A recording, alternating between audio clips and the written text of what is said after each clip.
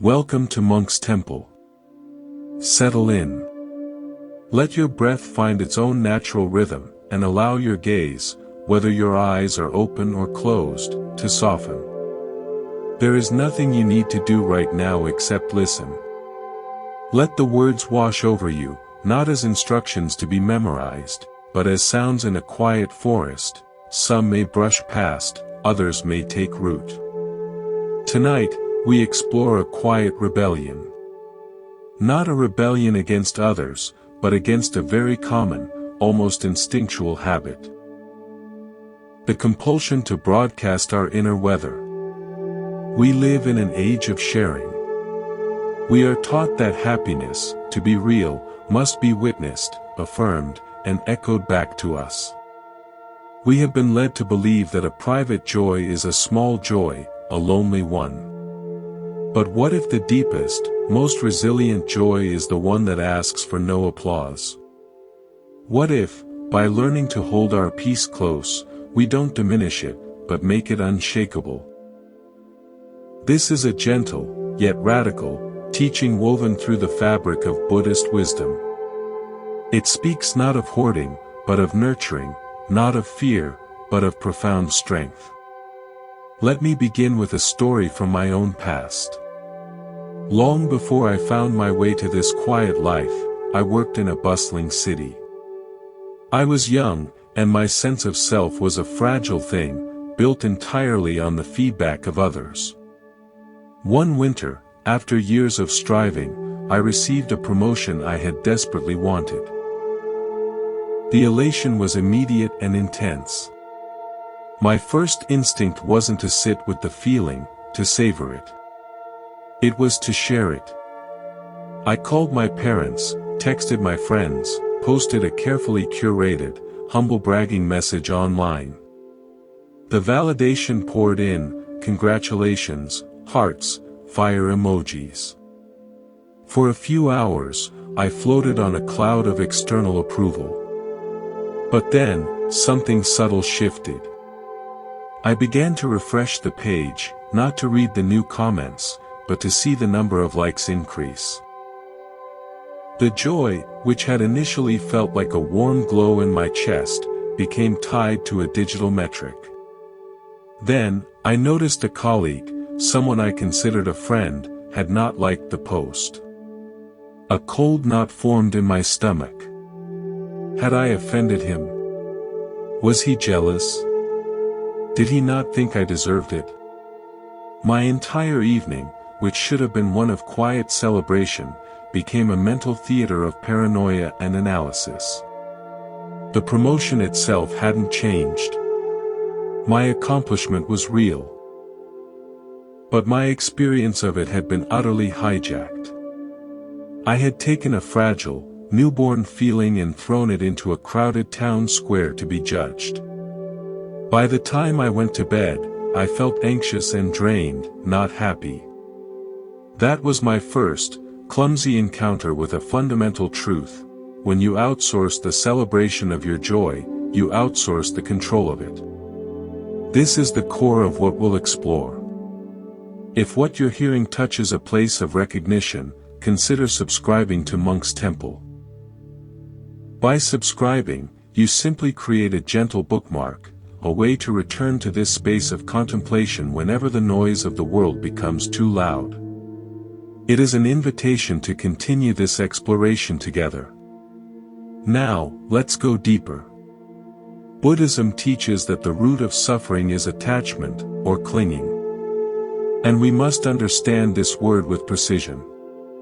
Attachment is not love. It is not deep appreciation or passionate engagement. Attachment is dependence. It is the silent, often unconscious, belief that your inner stability is contingent on something outside of you remaining constant, a person's affection, a certain status, the continuity of praise, or the agreement of others with your feelings. The moment your sense of peace is wired to an external socket, you have given the world a remote control to your inner climate. Someone's indifferent glance becomes a storm cloud. A forgotten birthday becomes a personal winter. Imagine a beautiful, clear pond in a secluded forest. Its surface is still, reflecting the sky perfectly. This pond is content in its own ecosystem. Now, imagine someone decides this pond is too isolated. They channel a dozen different streams into it, some clean, some muddy, some turbulent. The pond's nature is instantly changed. It is no longer still. It is at the mercy of every stream's flow. Its clarity is gone, churned by conflicting currents. This is what happens to our inner peace when we connect it to too many external sources of validation. We lose our stillness, our inherent clarity. We become a meeting point for everyone else's emotional weather. The Buddhist path, in part, is about carefully, wisely, deciding which streams we allow to feed our pond, and learning that many of the most nourishing waters come from deep, underground springs within ourselves. This is not a call to become cold, closed off, or secretive. It is a call to discernment. It is about recognizing the difference between sharing from a place of abundant overflow and sharing from a place of needy petition. The first feels light, free, with no expectation. The second is heavy, laced with a subtle anxiety, a hope for a specific response. One is a gift. The other is a transaction. I remember an encounter with a woman who ran a small pottery studio in a coastal village. Her work was extraordinary, each piece had a quiet, timeless presence. She rarely advertised. People found her through word of mouth. I asked her once if she ever felt the pressure to be more visible, to build a bigger online following. She smiled, her hands resting on a half-formed lump of clay. When I first started, she said, I did. I would post pictures of every new piece, hungry for comments. And I got them. But I noticed something. I started making pieces I thought would photograph well, that would get a reaction. The clay. It felt different under my hands. It became compliant, eager to please.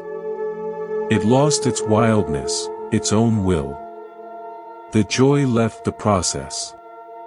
Now, she said, turning the wheel on slowly, I make the piece for the piece itself. I have a conversation with the clay, not with an audience. When it's finished, if it finds a home, that's beautiful. But its worth was settled here, at the wheel, in the silence between my hands and the earth. That's the only agreement that matters. She taught me that true creation, like true joy, requires a private covenant, a sacred space where the opinion of the outer world is politely asked to wait outside. This is the practice of establishing inner sovereignty. Your joy, your peace, your moments of clarity, they are citizens of your own inner kingdom. You are their sovereign. When you immediately broadcast them, you are effectively holding a referendum on their validity. You are asking the public to vote on whether your citizens have a right to exist. This is an exhausting and unstable way to govern a soul. Sovereignty means your inner experiences have the right to exist by your own declaration. They do not require diplomatic recognition from other nations of mind. So we begin with this simple, profound act, we learn to pause. In the space between feeling joy and the impulse to share it, we insert a moment of silent acknowledgement. We say to the feeling, I see you. I feel you. You are welcome here. We give it residency within us before considering its passport. This simple pause is the first, and most powerful, brick in the wall of your inner sanctuary. Let us continue. In the quiet after acknowledging a joy, we often meet a second, more insistent visitor, the ego. To speak of inner sovereignty is to inevitably meet its cleverest adversary. In Buddhism, we speak of the ego not as a villain, but as a mechanism. A thought pattern that constructs a sense of a separate, permanent self. And this mechanism has one primary drive: to fortify itself. It does this through comparison, through story, and crucially for our exploration, through display. Think of the ego as a skilled publicist for a fictional character named you. Its job is to get good press for you. When you have a genuine moment of inner peace, the ego doesn't experience it directly. It immediately sees it as material. Ah, it says. This piece is excellent branding. This will show everyone that you are spiritual, evolved, and together. Let's get this piece a photo shoot and a press release. The ego wants to turn your lived experience into a headline for your identity. Local person achieves tranquility. Woman no longer bothered by petty concerns. This is where joy gets hijacked. It ceases to be a fluid, private experience and becomes a fixed part of your resume. You are no longer someone who is peaceful. You are someone who needs to be seen as peaceful. And the moment that happens, fear enters backstage. Fear that you might have a bad day and ruin the image. Fear that someone might see you frustrated and think you're a fraud. The piece itself becomes a performance, and every performer knows the anxiety of forgetting their lines. I learned this through watching a master carpenter at the temple. He was restoring an ancient, wooden statue, a painstaking process of cleaning and delicate repair. A visitor once watched him for a long time and exclaimed, "You must be so proud of this work. It will be magnificent when you're done and everyone can see it." The carpenter didn't look up from the tiny brush in his hand. "The statue isn't for seeing," he said quietly. "It's for being. My job isn't to make it magnificent for you. My job is to listen to the wood, to find where it's weak and where it's strong, and to help it remember its own shape. If I think about how it will look when I'm done, my hand becomes heavy. I stop listening. I start imposing." He was drawing a line between the essence of the work, the silent, attentive communion with the material, and the image of the work, the finished product to be admired. His joy was in the listening, not in the applause that might follow the reveal. The ego always wants to skip to the reveal. Wisdom prefers the communion. This is why Buddhism places such value on silence and humility, not as virtues to boast about, but as practical tools for protection. Silence, in this context, is the protective bubble around an experience, allowing it to integrate at the level of your nervous system, your cells, rather than being immediately processed into language and story for public consumption. When you refrain from narrating your happiness, you allow it to become embodied knowledge instead of social information. Imagine a perfect, healthy acorn. Its potential is entire within itself. Now, imagine someone picks it up and says, "This is a fantastic acorn. Look at its potential. It could be a mighty oak." They put it on a small velvet cushion and start a parade, carrying it through town for all to admire. The acorn is jostled, exposed to every element, commented upon. Is it really the best acorn? I've seen bigger. It looks a bit dry on one side. The focus is entirely on the acorn as an object of display. Now, imagine another, identical acorn. It simply falls from the tree, unnoticed, and sinks into the soft, dark humus of the forest floor. There, in the quiet and the dark, with no audience, it does what it is meant to do. It dissolves its shell. It sends out a tentative root, then a shoot. Its transformation happens in secrecy, according to its own innate timing. Which acorn is more likely to become the oak? The one displayed, or the one protected? Our moments of joy are those acorns. Celebrating them too loudly, too early, is like putting them on a parade cushion. It exposes them to elements that can damage their vital, delicate potential to root. Wisdom suggests we let them fall into the dark, fertile soil of our private awareness, where their true growth can begin. This leads us to a challenging but essential discernment. Not everyone has the emotional hands to hold your joy without dropping it. This is not an indictment of their love for you.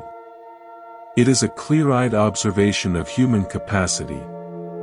We all have unresolved pains, silent comparisons, private insecurities. When you place a shiny, new happiness into hands that are currently full of their own rough, heavy stones, stones of envy, anxiety, or self-doubt, it is not malice that causes the fumble. It's simply a matter of burdened capacity. Buddhism emphasizes wise friendship, kalyamattata. It suggests that the people you share your deepest practice with should be those whose own minds are relatively stable, clear, and generous. Why? Because the mind is impressionable, like soft wax. If you constantly press your state of peace against a mind that is agitated, cynical, or competitive, your own peace will begin to pick up those impressions. It will become less itself. Sharing with such a person isn't intimacy. It's emotional contamination. I think of a gardener I knew who specialized in cultivating rare orchids. He had a greenhouse with 2 sections. One section was open, where he kept hardy plants that could tolerate fluctuations in temperature, the chatter of visitors, and the occasional draft. The other section was a sealed, climate-controlled room. In that room were his most delicate seedlings, the hybrids he was nurturing from the very beginning. He didn't bring guests into that room. He didn't even talk much about what was in there. They need a consistent atmosphere, he told me. They need silence. The slightest chill, a whiff of the wrong air, and their growth is stunted. They aren't ready for the outer greenhouse yet. He wasn't being secretive, he was being a responsible gardener. He understood the specific needs of different stages of growth. Our most tender, nascent joys are like those orchid seedlings. They need a protected, consistent inner atmosphere to establish themselves. Throwing them open to the variable climate of other people's inner worlds too soon can stunt them. Wise friendship means knowing who can be welcomed into the inner greenhouse, and who is best appreciated in the outer, hardier garden. This practice of protection is an act of fierce compassion, for yourself and for others. It relieves others of the burden of being responsible for your emotional state. It stops you from unconsciously handing them a script and expecting them to perform their lines correctly, to react with just the right blend of enthusiasm and restraint. When you hold your joy privately, you free everyone from a play they never auditioned for. So we practice this discernment. It begins with listening, not just to others, but to your own body. When you consider sharing a vulnerable joy with someone, notice the physical sensation. Is there a clenching? A slight anxiety? Or does it feel like a relaxed, open-handed offering? The body often knows the truth of the capacity before the mind rationalizes it. Learning to heed that subtle intelligence is a cornerstone of building your inner sanctuary. Let's move deeper into this sanctuary, into the very architecture of it. We've spoken of the ego's publicity campaign and the need for protected growth. Now, let's examine the material from which true, stable joy is built. It is not built from the bricks of external events, but from the space between them. Buddhism points us again and again to the nature of the mind itself. The untrained mind is like a pool of water, constantly stirred by the winds of outside circumstance. Praise stirs it one way, blame another, gain and loss creating choppy waves. The practice is to let the pool become so deep, so vast, that surface winds can no longer churn its depths. This depth is cultivated in silence, in non-reactivity, in what we might call interior spaciousness. We often mistake intensity for depth. A loud, celebrated joy feels profound because it shakes us. But like any quake, it leaves instability in its wake. The quiet, sustained contentment that hums beneath our daily tasks, that is the deep, still water. This kind of joy doesn't come from something happening to you. It arises when you stop happening to yourself. When the frantic narration of your life, the constant interior commentary of like and dislike, achievement and failure, pauses. In that pause, a different quality of being is revealed. It is already here.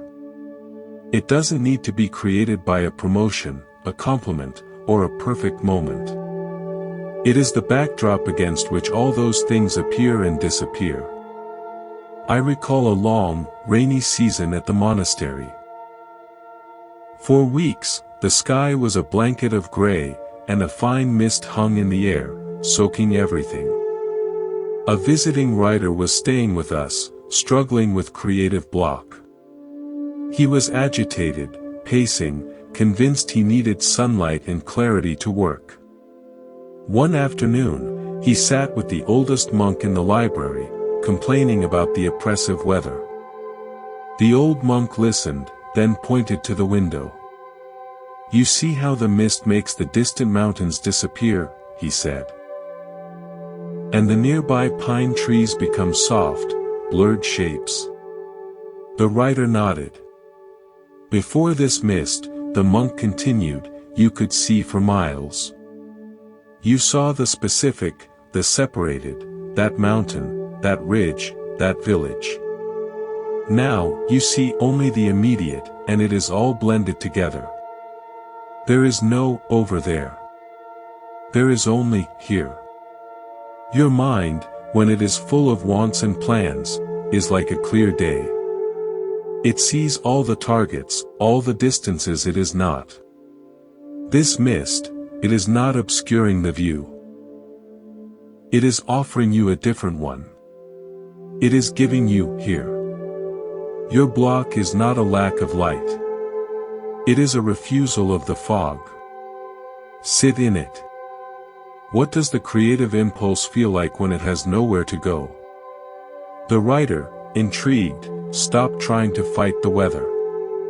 He began to sit quietly each day, not to write, but just to be in the muffled, damp silence.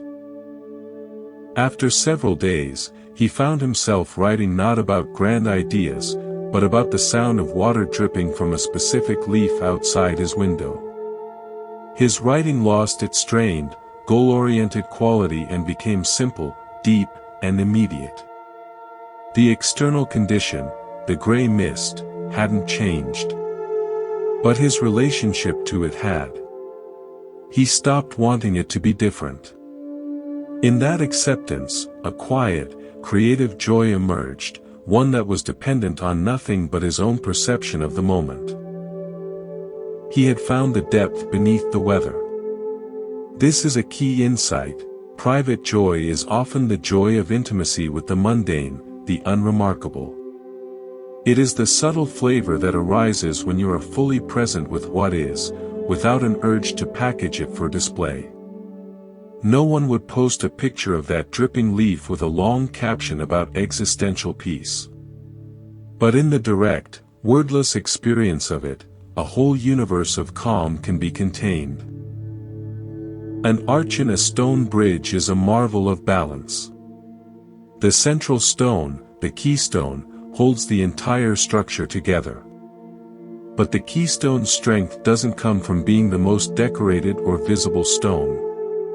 In fact, it is often hidden deep within the structure. Its strength comes from its precise shape and its relationship to the stones on either side, which lean into it. It is held in place by mutual pressure. If you were to chisel the keystone out to make it more ornate, to display it separately on a pedestal, the entire arch would collapse. Our private, sustaining joy is like that keystone. It is not meant for display. It is the central, quiet element that holds the architecture of our inner life together. Its power lies in its position within the whole structure, connected to our values, our practices, our quiet moments of breath, not in its isolated beauty. When we pull it out to show it off, we destabilize the very structure it supports. The ego wants to display the keystone. Wisdom knows to leave it right where it is, doing its vital, invisible work. This is why the compulsive sharing of happiness can feel so depleting. You are not just sharing a moment, you are, stone by stone, disassembling your own arch to provide entertaining material. It leaves you spiritually homeless. The practice, then, is to become a master stonemason of your inner life, learning to appreciate the silent, weight-bearing role of your quiet joys, and leaving them embedded in the structure where they give you strength. We also must confront the myth of permanence. We often share our joy in an unconscious attempt to freeze it, to make it a permanent state that others can bear witness to. See, I am happy now. Let's all acknowledge this as my new default setting. But Buddhism's foundational teaching of anicca, impermanence, tells us this is impossible. Everything that arises will pass. Every joy will fade. Every sorrow will lift. To cling to joy, to try to nail it to the wall of our identity, is to set ourselves up for inevitable suffering when it, of its own nature, changes.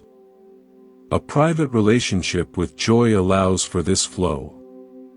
When no one else is monitoring your happiness status, you are free to experience the full, natural cycle. You can have a morning of deep peace and an afternoon of irritation without it being a spiritual crisis, without needing to explain to your followers why your peace failed. It didn't fail. It simply passed, making room for the next authentic experience. Private joy is fluid. Public joy quickly becomes a brand, and brands hate inconsistency. Think of a stream high in the mountains. It is never the same water twice. It froths over rocks, slows in pools, dances in sunlight, hides in shadow. It is constantly changing, yet it is utterly, authentically a stream. If you tried to build a monument next to it that said, "This is the happy stream," you would miss the point. The stream is not happy. It is alive. It is dynamic. It includes all states within its flow. Our inner life is meant to be that stream, not the fixed monument beside it. Protecting our joy from public definition allows it to remain a living, changing flow, rather than a brittle label. Let's turn our attention now to a powerful force that often masquerades as connection. The craving for validation.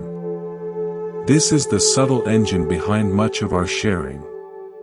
We tell ourselves we are being open, authentic, or celebratory.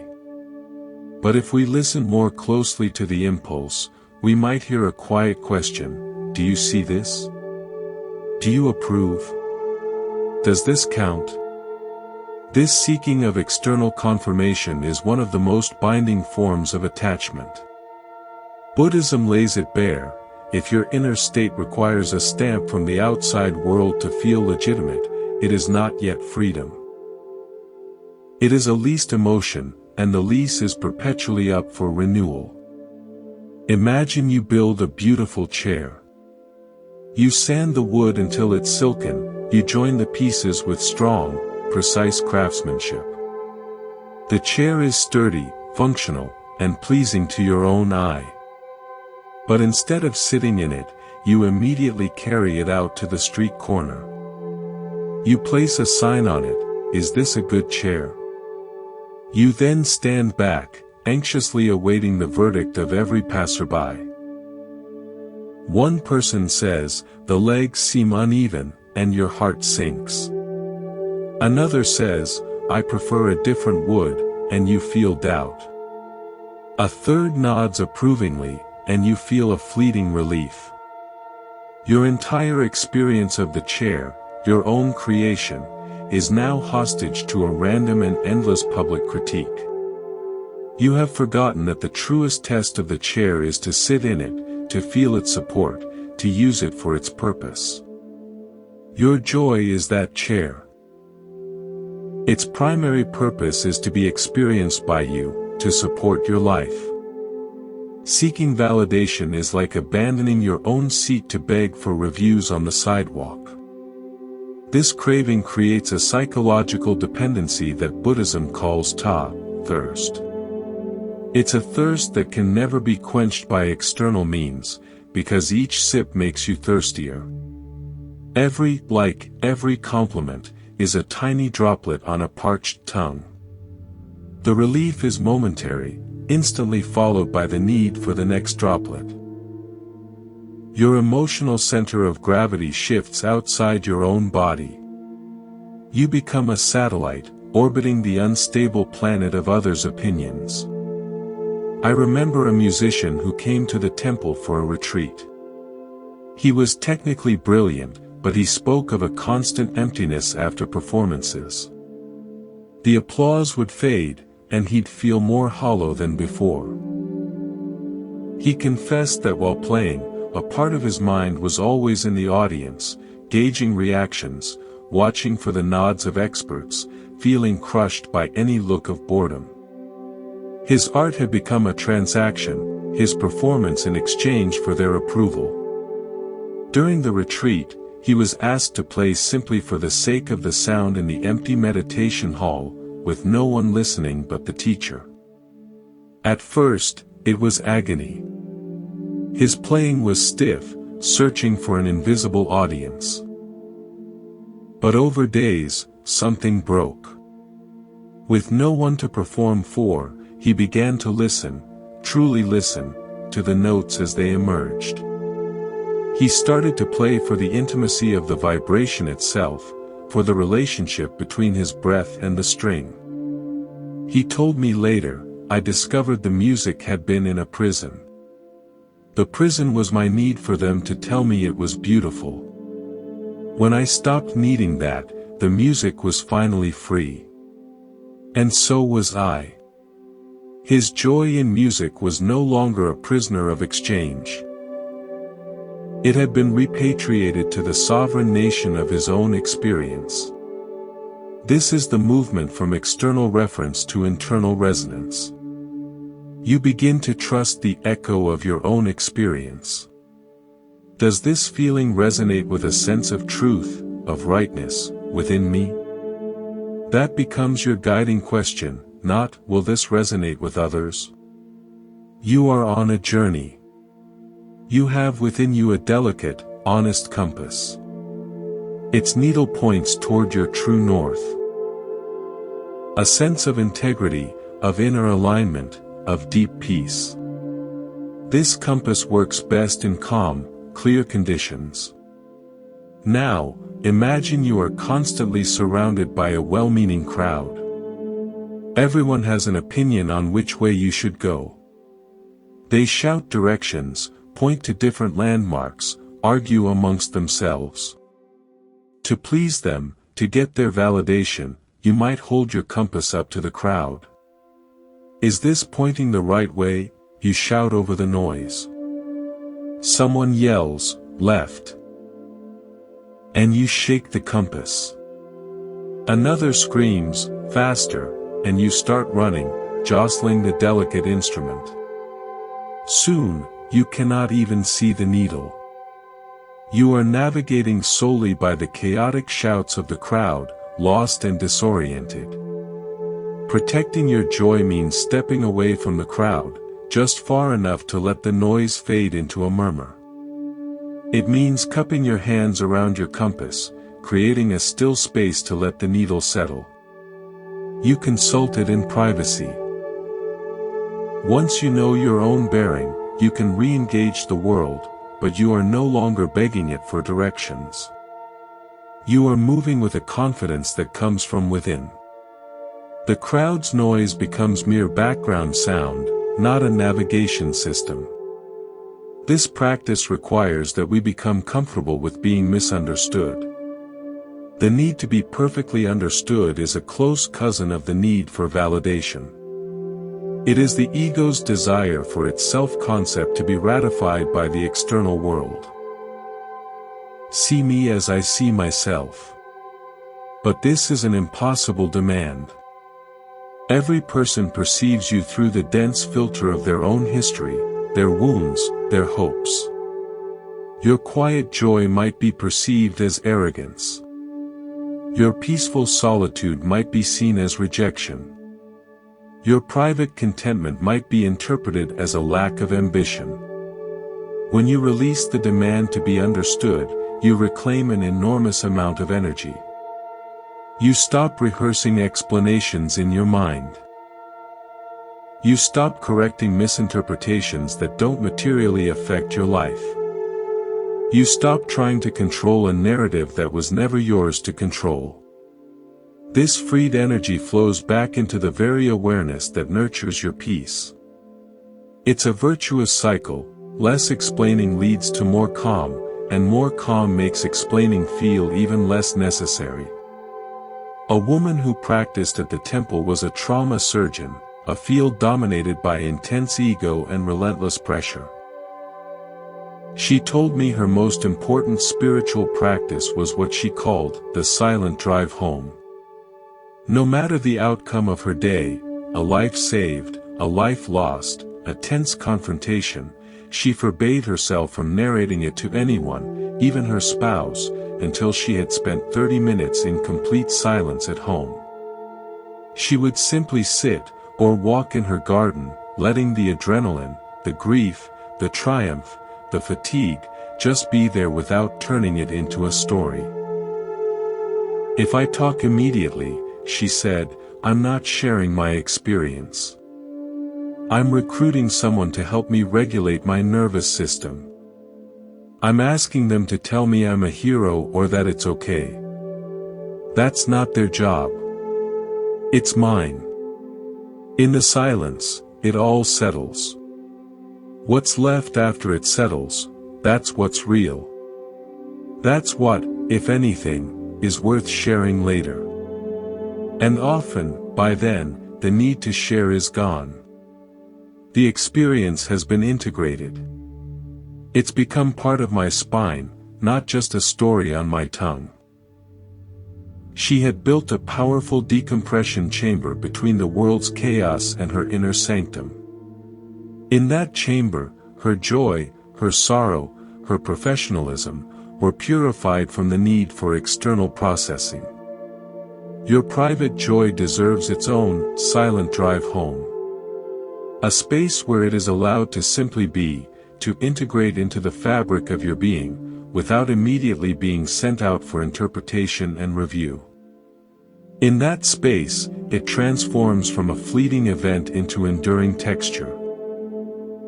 We have spoken of the ego's publicity, the need for protected growth, the depth beneath weather, and the prison of validation. Now, let us explore the ground from which all this springs, awareness itself. In Buddhism, the ultimate refuge is not a person, a philosophy, or a feeling. It is the simple, ever-present capacity to be aware. Your joy, when it is dependent on conditions, is like a flower planted in shifting sand. It may bloom brightly, but its roots are shallow. When your joy is rooted in awareness, in the simple, knowing space that observes all conditions, it becomes like a deep-growing tree, unshaken by surface winds. The practice of keeping joy private is, at its highest level, a practice of returning it to this ground of awareness, where it is safe not because it is hidden from others, but because it is resting in what is most fundamentally you. This awareness is often obscured by our busyness, our storytelling, our constant mental commentary. We are so identified with the thoughts and feelings passing through us that we forget the sky through which they move.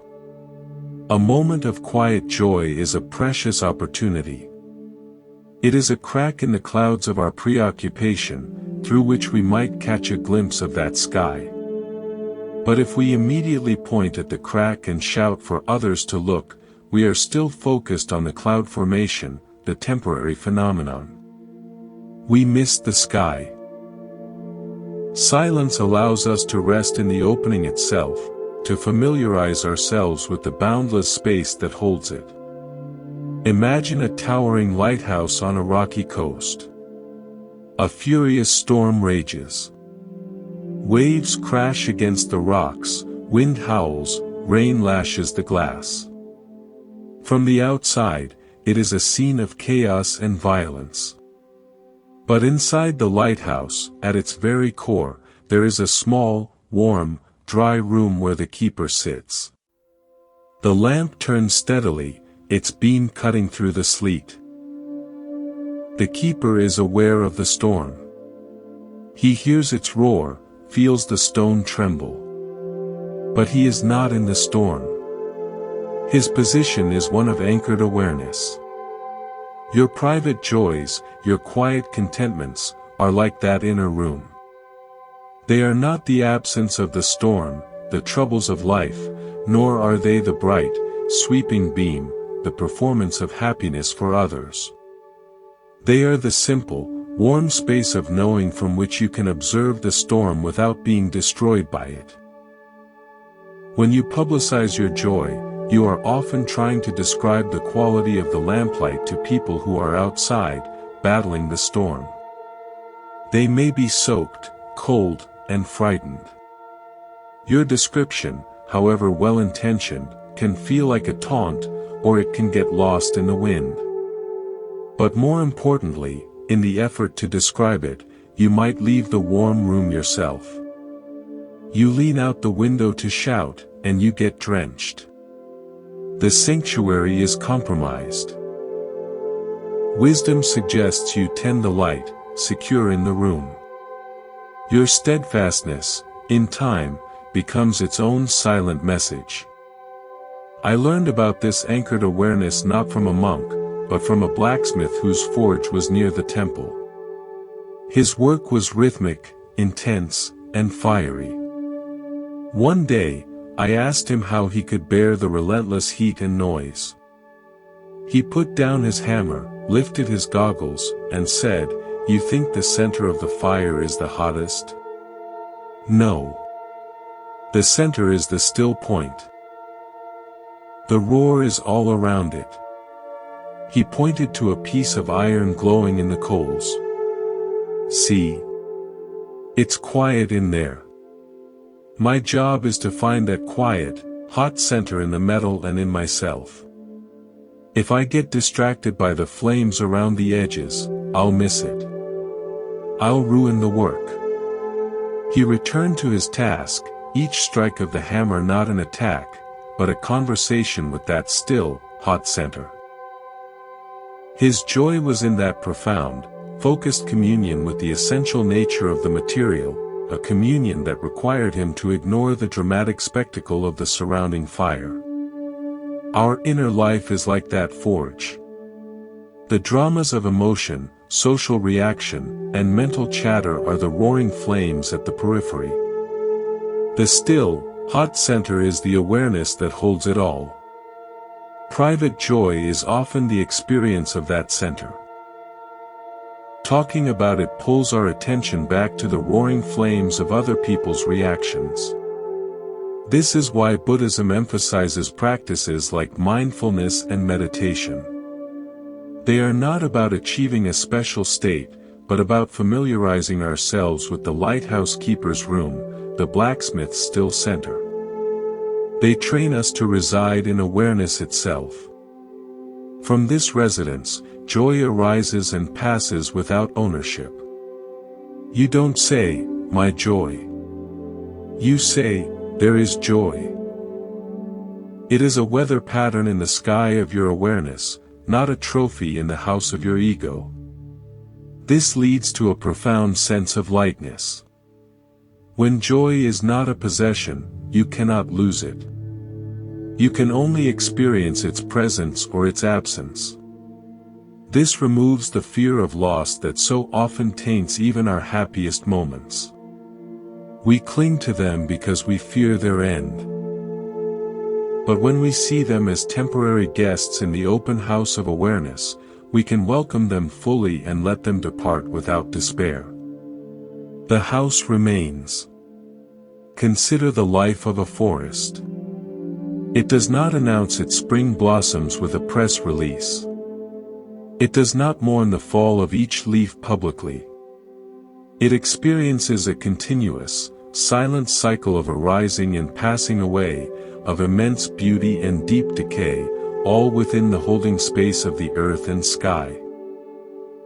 Its dignity, its profound peace, lies in this unself-conscious participation in the cycle. It has no need for an audience to validate its greenery or sympathize with its autumn bareness. It is simply, completely, what it is.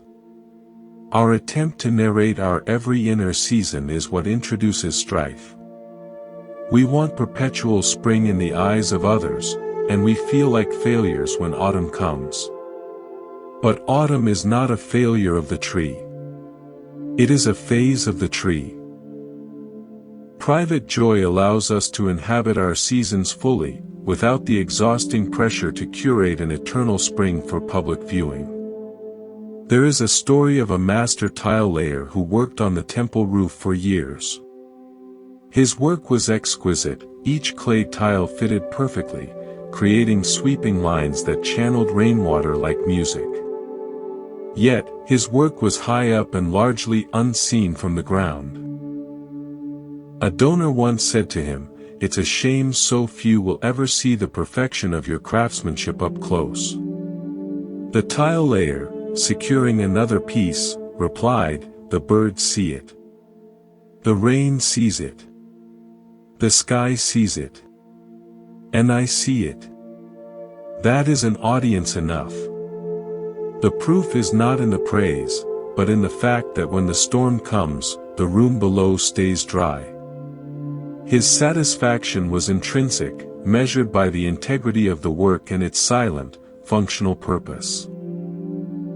His joy was in the rightness of the fit, in the knowledge of a shelter well made, not in the volume of applause from below. Our inner work is often like those roof tiles. Its real value is in the shelter it provides us, the dry room of a peaceful mind during life's storms. Seeking praise for the arrangement of the tiles is to miss the point of the roof entirely. So, we practice resting as awareness. In a moment of happiness, instead of grabbing it and running to show someone, we pause. We feel the happiness. And then, we take one subtle step back. We notice, here is happiness.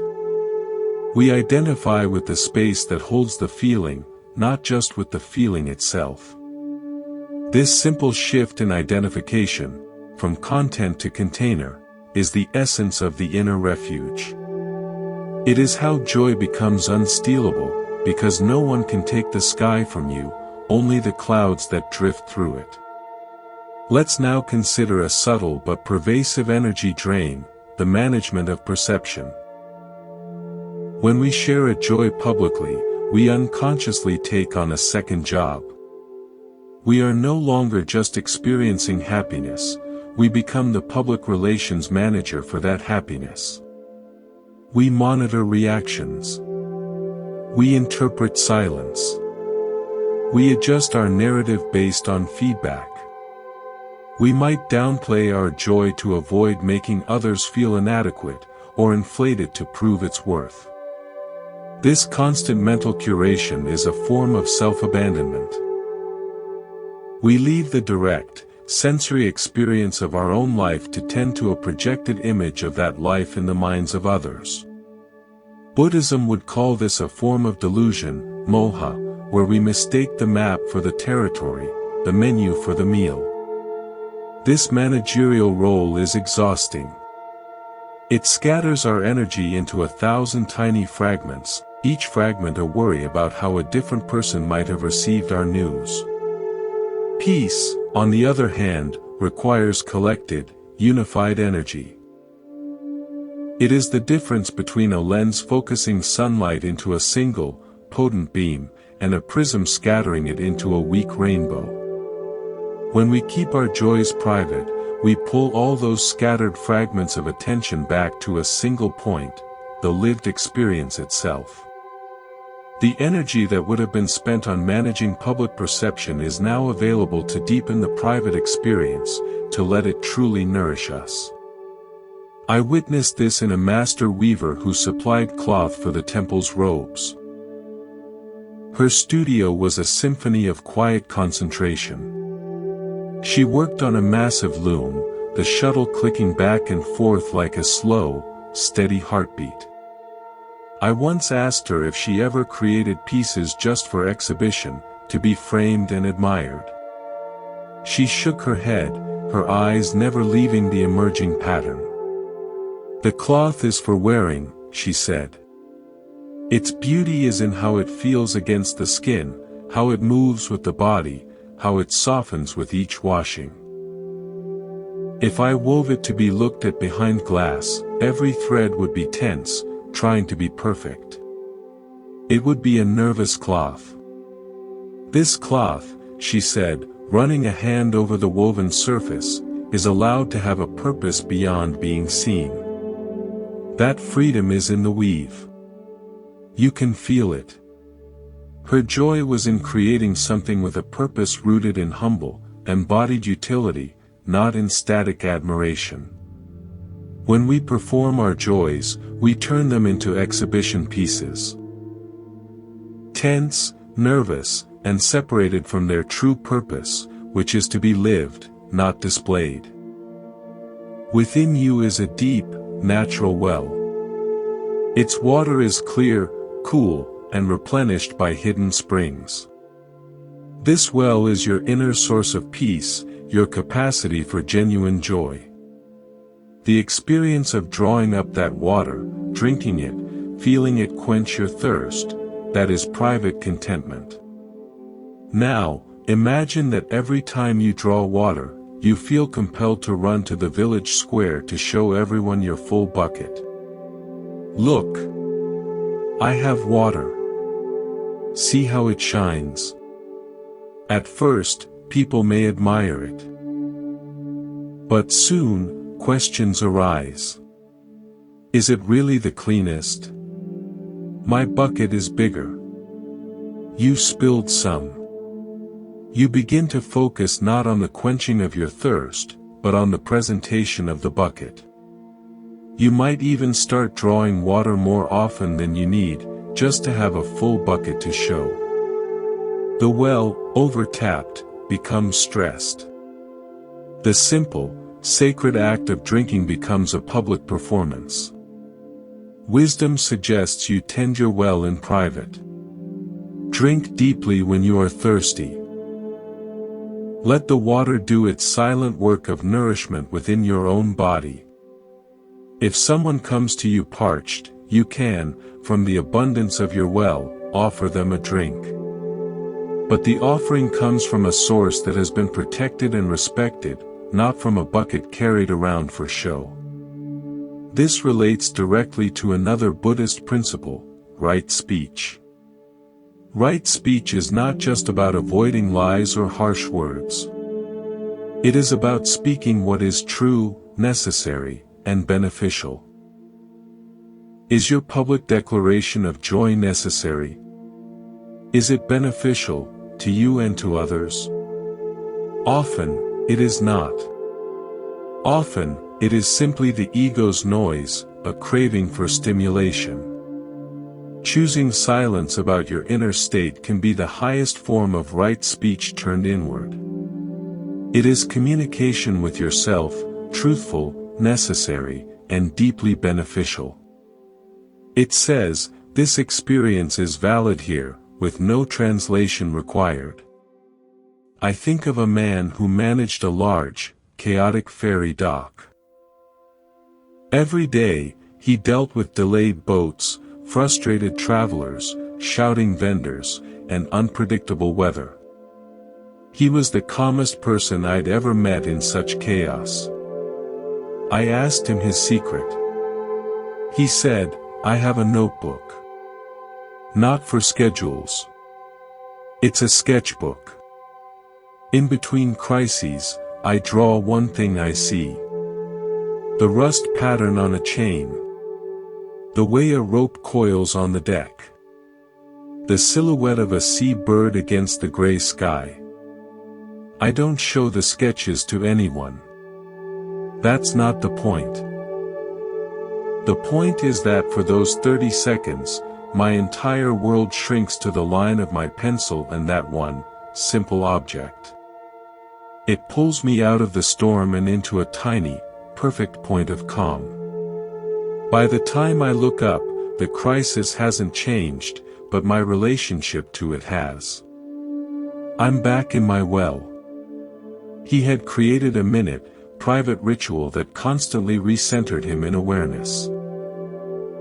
His joy was in those stolen moments of focused perception, a joy so small and quiet it was invisible to the raging world around him, yet it was the very thing that made him capable of functioning within it. He understood that some joys are too small to share and too important to neglect. Furthermore, there is a deep kindness in this containment. When you constantly display your happiness, you may unintentionally place a burden on those who are struggling. It can become a silent pressure, an unspoken benchmark. Why can't I feel like that, they might think. Your public joy can amplify their private sense of lack. This isn't your fault, but it is a consequence. Compassion, karu, involves sensitivity to the emotional environment. Sometimes, the most compassionate act is to cherish your peace quietly, to let it be a gentle, unspoken presence rather than a conspicuous banner. It allows others the space to have their experience without unnecessary comparison. This is not walking on eggshells or dimming your light. It is the opposite. It is letting your light be so steady and inner-directed that it doesn't need to blaze in others' eyes to prove its existence. A lighthouse doesn't swing its beam into the windows of nearby houses, it shines it out to sea, where it serves its purpose without being an intrusive glare. Your private joy, grounded and mature, eventually shines through your actions, your patience, your resilience, not through your announcements. This kind of light is far more convincing and far less burdensome than any proclaimed state of bliss. So, we practice containment. We allow our joys to integrate, to become part of our substance, rather than our signage. We become like the weaver, focused on the functional beauty of the cloth. We become like the well tender, drinking deeply before considering an offering. We become like the dock manager, finding our center in a tiny, private act of attention. In this containment, we stop abandoning ourselves for the full-time job of managing how we are perceived. We come home. We arrive now at a crossroads of understanding, where the path of private joy meets the vast landscape of interconnection. It may seem that all this talk of protection and silence leads to a life of isolation, a walled garden where no one else is allowed. But Buddhism never advocates for cold separation. The ultimate aim is freedom from suffering, and a crucial part of that freedom is relating to others from a place of wholeness, not need. The practice of keeping joy private is not the end goal, it is the cultivation of the inner resource that makes true, healthy sharing possible. It is about learning to share from the deep well, not from the empty cup. When your cup is empty, your sharing is a petition. Please, validate this for me. Please, fill me up with your reaction. This kind of sharing creates dependency and subtle resentment. It turns relationships into emotional supply lines. But when you have learned to drink deeply from your own well, your sharing changes nature. It becomes an overflow. It is a genuine offering, given freely with no strings attached, no expectation of a particular return. The joy has already fulfilled its primary purpose of nourishing you. Anything you share afterward is pure generosity. This is the difference between a beggar handing someone a crumb and a king bestowing a gift. The substance may look similar, but the energy is worlds apart. This is where the concept of mudita, or sympathetic joy, becomes possible. Mudita is the ability to feel genuine happiness in the happiness of others. It is considered a boundless quality of heart, a sign of great spiritual maturity. But you cannot genuinely rejoice in another's joy if you are chronically starving for your own validation. Your own joy must be internally sourced and stable before you can safely, selflessly celebrate someone else's. Otherwise, their joy becomes just another occasion for painful comparison. Why do they have that and I don't? Protecting and nurturing your own joy privately is, paradoxically, the training ground for developing mudita. You learn to find your feast within, so you can truly feast with others, without envy or competition. Let me share a story about two farmers whose lands bordered a forest. The first farmer, Anil, was anxious and outward-looking. Whenever his fruit trees bore well, he would rush to the village to announce it, seeking praise. He'd compare his yield to his neighbors. The second farmer, Bison, was quiet and observant. He tended his orchard with care, and when the harvest was good, he would simply work harder, preserving the fruit, storing it, enjoying the quiet satisfaction of a full larder. One year, a late frost devastated the blossom across the region. Anil's trees were barren. He was distraught, not just by the loss, but by the public shame of having no fruit to show. He paced the village, lamenting his fate, his identity as a successful farmer shattered. Bison's trees were also hit hard, but he had several seasons of preserved fruit in his cellar. The loss was real, but it wasn't catastrophic.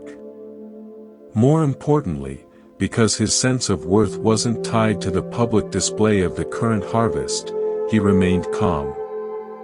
He even had enough surplus to share some preserves with his desperate neighbor. Anil's joy had been a seasonal performance. Bison's joy was a deep, stored reserve, cultivated in silence. In the crisis, one man had nothing but a damaged reputation. The other had resilience, and from that resilience, compassion could flow. When you perform your joy publicly, seeking validation, it is like a musician playing a single, loud note over and over, demanding the audience confirm it is the right note. It is repetitive, jarring, and eventually irritating. It exists in isolation. But when you cultivate joy privately, it is like that musician learning to play their instrument in the privacy of the practice room. They learn scales, dynamics, phrasing. They learn to listen. When they eventually join the orchestra, they don't play a single note for attention. They contribute their part to a harmonious whole. Their joy is in the music itself, in their skilled contribution to something larger, not in the isolated spotlight. Your private practice is your rehearsal room. Life, with all its relationships, is the symphony. The mature joy you bring to it is not a desperate solo, but a resonant, integrated part of the collective sound. It is felt more deeply than it is heard explicitly. This understanding also dissolves the fear of being alone. The anxious mind fears, if I don't share this, I will be lonely in my happiness. But this assumes that connection happens only through the exchange of personal news. There is a deeper, wordless connection that happens in shared presence. Sitting with a friend in comfortable silence, both of you content in your own inner worlds, can be a more intimate connection than an exchange of exciting stories. It is a connection of atmospheres, not of narratives. When your joy is quiet and internal, it creates a peaceful atmosphere around you. Others who are capable of stillness can resonate with that atmosphere without needing a story to explain it. This is a connection beyond the ego's need to be seen and understood. It is a meeting in the shared space of being. I recall an elderly woman who lived in a small hermitage near the temple. She had very few visitors and spoke little. Yet, people would often walk the path to her door just to sit on the bench outside for a few minutes. They wouldn't always go in. When asked why, one villager said, "Her quiet is contagious.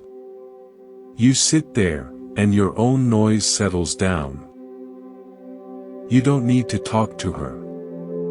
You just need to be near the field of calm she has grown around her." Her profound inner peace, cultivated in a lifetime of solitude, had become a tangible, healing presence. She wasn't sharing her joy, she was being a joy, and that being was a silent gift to the world. This is the ultimate fruit of private cultivation.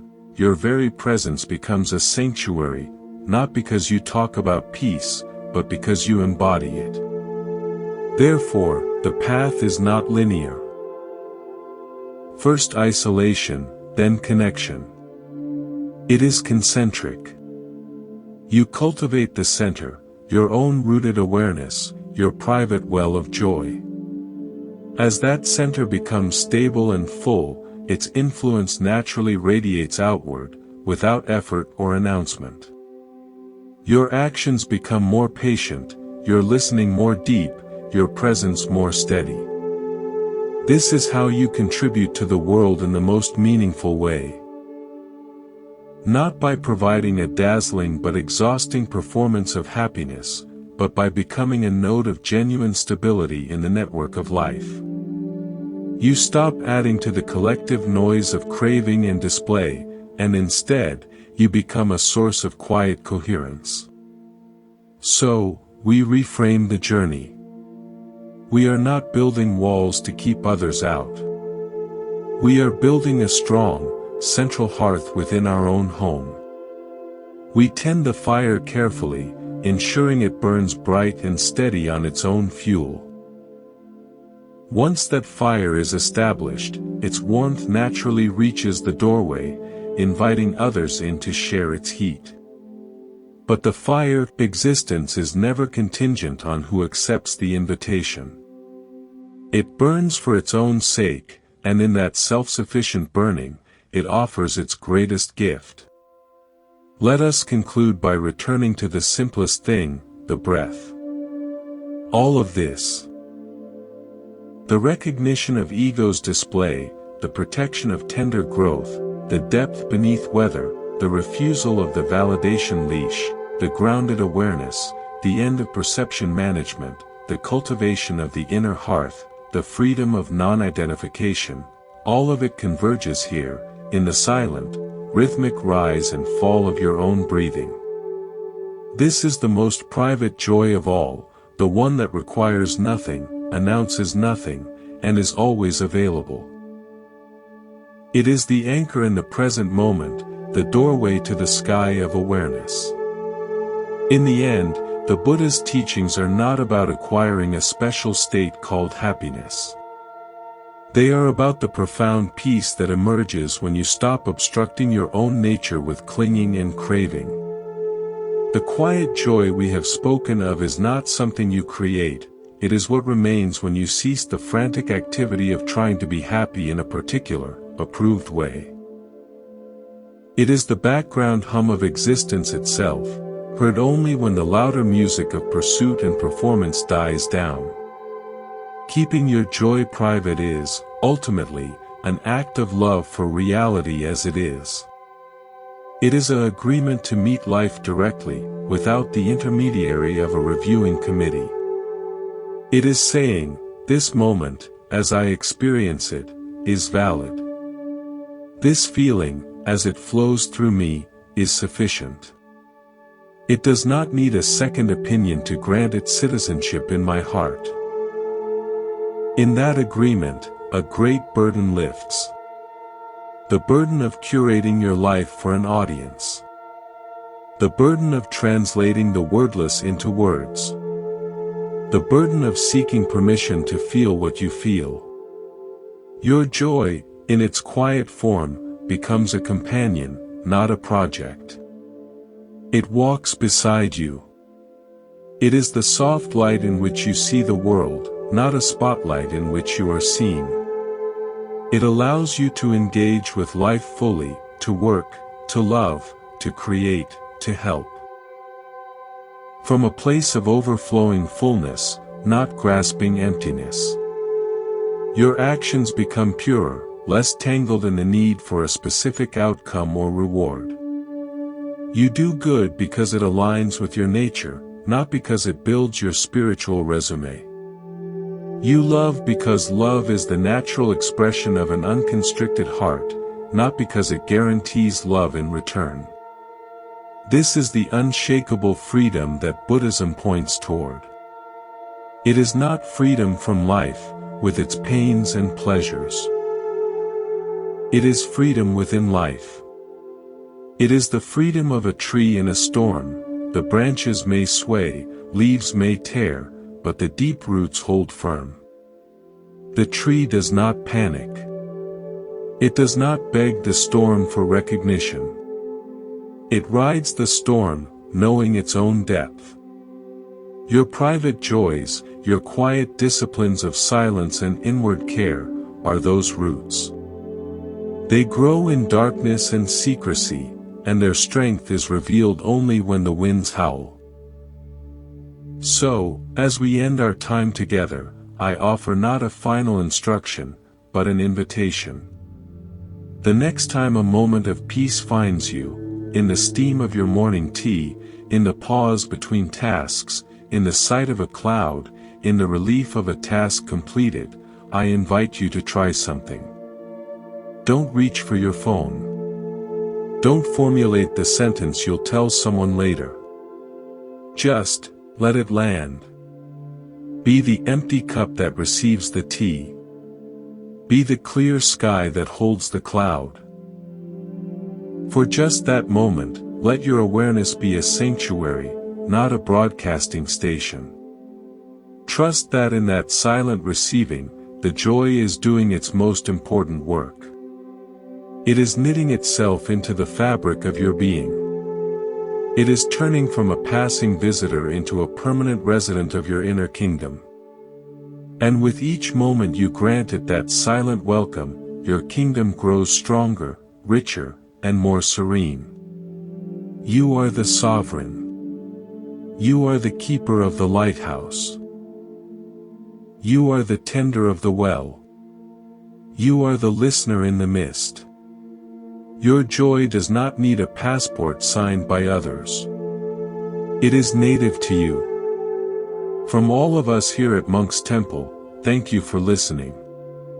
May the quiet joys you cultivate grow deep roots. May your inner sanctuary be a place of unshakable peace. May you move through the world with the gentle, steady confidence of one who knows where their light truly comes from. Go in peace. Good night.